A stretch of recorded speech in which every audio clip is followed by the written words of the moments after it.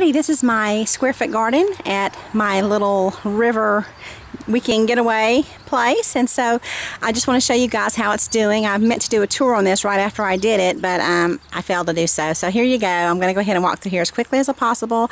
I also want to include some past footage of how all of these plants have been doing for me.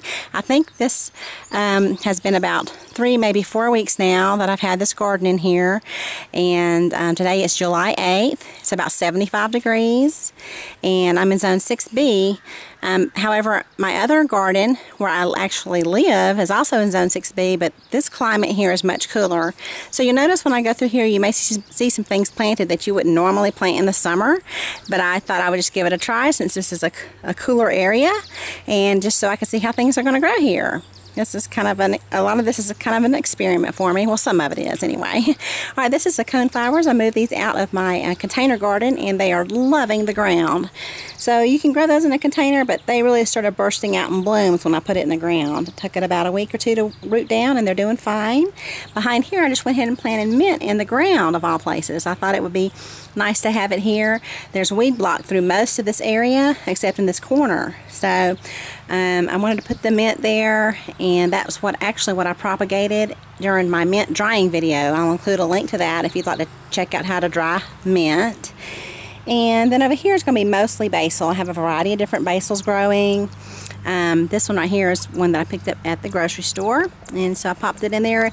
It was looking really sad for about a week or two, and just yellowing leaves. It wasn't full, filling out, but it just had to root down, and I find that is the case with a lot of things that I pick up that are a little bit stunted. If their growth is a little bit stunted and they're a little bit root bound, sometimes it takes them about a week or two to recover from the transplant, and then they do fine. And so there's a lot of seedlings in here of different kind of basils: Italian basil, Thai hairy lemon basil. That's a new one for me. Thai sweet basil. I have some dill. That's kind of an experiment there. Cilantro right here. And in the back here I have a serrano pepper that, again, that's a transplant, and it's not looking too well right now, but it's starting to get some new growth down there at the bottom. So I think that'll be okay. That's something that I actually purchased. Most everything in here, though, is planted from seed. I just direct sowed it into the soil. These are chives that came from my container garden at my other location. And then I have some nasturtiums popping up. And along the back of all the beds, I'm planting a pole bean, and it's called greasy bean, and these are pink tip. So my hope is that they'll just climb up this little chain link fence here and be happy. And then I have some green onion. Those might burn up, but again, I just thought I would pop them out here to see how they do. Some carrots, carnival blend carrots, and this is called Asian wing bean. I do believe that's going to be a bush variety. I'm not real sure. I guess I'll find out. And over here are French breakfast radishes. I'm just about to harvest all of those. Those are infested with the black flea beetle. And I have never had black flea beetles in all the little different seasons that I've gardened. Except this year. They were on my Napa cabbage in my other garden where I actually live. And then I'm up here miles and miles away, and they're also here. So that's kind of funny to me. I don't know. I could easily cure this with a couple of applications of spinosad, but since I'm not actively taking care of this garden, this is just somewhere that I'm planting things just to let them kind of grow, and then when I'm up here we'll have fresh things to harvest. But I'm not even going to spray that, but today I'm going to go ahead and pull them out. They'll be about a week shy of being fully mature, but that's fine. That's oftentimes how I like to harvest some things anyway. Over here is a lot of amaranth. I have an elephant head and molten fire.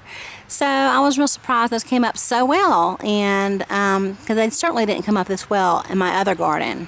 Okay, I have some more greasy beans back there. I succession planted the French breakfast radishes, so these were planted about a week or maybe 2 weeks behind those there. And they are also infested with the black flea beetle.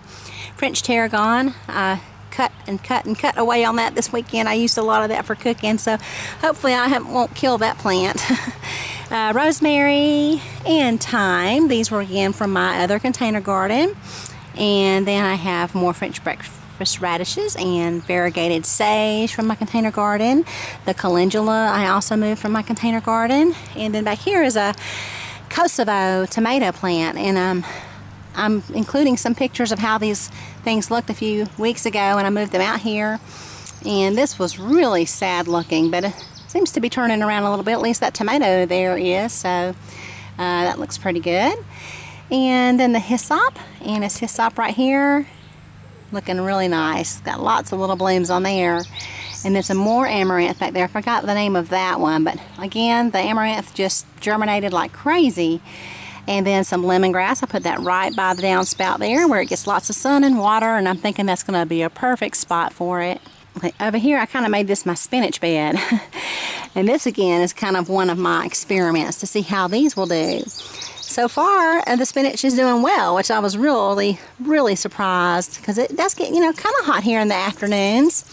So, again, this is just an experiment. I will plant this again, let's say later in September, maybe late August, if this dies from the heat of late July and August. So, I'll definitely do spinach as a fall planting if this one doesn't do well. And in the middle there are garbanzo beans, little chickpeas. Those are black, so that'll be kind of neat. Not grown those before. And in the corner there, I think that's a butternut squash plant I planted from seed, and it popped up real quick.